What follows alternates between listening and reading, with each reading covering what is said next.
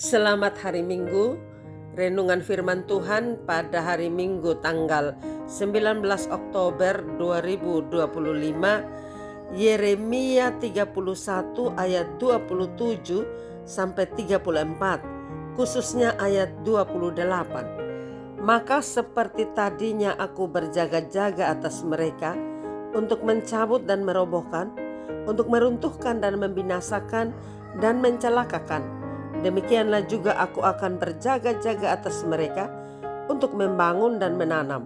Demikianlah firman Tuhan. Tema berjaga-jagalah. Yeremia hidup berkarya pada saat kerajaan Yehuda dipimpin oleh Yosia, Yoyakim, Sedekia hingga masa pembuangan ke Babel. Yeremia dipanggil untuk mencabut, merobohkan, membinasakan dan meruntuhkan, serta membangun dan menanam. Akibat ketidaktaatan Israel, penyembahan berhala merajalela, maka hukuman Tuhan mereka berada dalam pembuangan. Ketidakadilan dan ketidakbenaran merajalela di mana-mana. Nabi palsu, imam palsu, bangsa Israel dibuang ke Babel karena ketidaksetiaan mereka. Bangsa ini dihukum Tuhan sehingga mereka jatuh ke tangan musuh.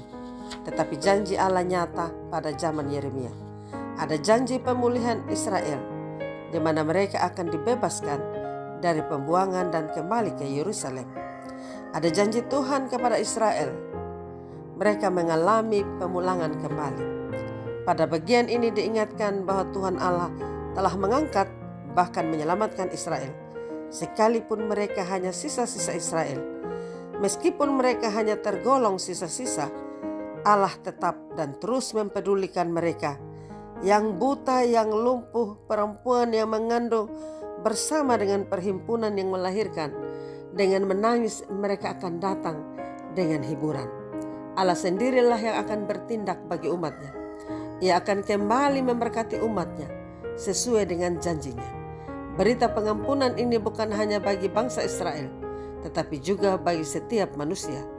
Tuhan Allah tidak lagi mencanangkan malapetaka atas mereka, namun merencanakan pembangunan bagi Yehuda. Mereka yang lahir di tanah pembuangan mengenal Allah sebagai Allah yang adil, sebab mereka tidak lagi menanggung dosa nenek moyangnya dengan hidup sebagai tawanan. Firman Tuhan ini menjadi berita sukacita ketika janji pemulihan Tuhan Allah terjadi dengan keadilan dan mencakup semua aspek kehidupan. Ketika Yeremia menggambarkan kepulangannya, para buangan dari Babel, ada ajakan sukacita bagi keturunan Israel. Biarlah keluh kesah mereka, sakit penyakit dan derita mereka diganti dengan sorak-sorai, karena Allah yang bertindak membawa mereka pulang. Dari perenungan firman Tuhan memasuki bulan keluarga mengingatkan kita sebagai keluarga Allah kita juga dipulihkan. Karena itu kita harus membuka hati untuk mengalami pemulihan Tuhan.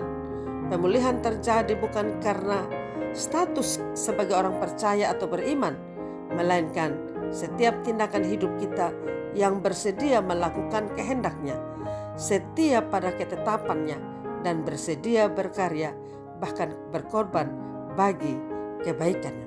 Kita sadar bahwa keluarga kita sering dengan berjalannya waktu banyak hal mewarnai. Untuk terus menjaga keutuhan kesatuan keluarga, maka kita butuh pemulihan Tuhan. Keluarga adalah bagian terkecil dalam kehidupan bergereja. Keluarga yang kuat akan membangun gereja yang kuat. Gereja yang kuat akan membangun kota yang kuat. Kota yang kuat akan membangun bangsa yang kuat. Amin. Mari kita berdoa. Ya Tuhan Yesus Kristus, kami bersyukur untuk firman-Mu. Berkati kami sekalian, gerakan hati kami untuk datang dalam persekutuan ibadah minggu ini. Di dalam nama Tuhan Yesus kami berdoa. Amin. Salam, saya Pendeta Yuliana A. Ambo.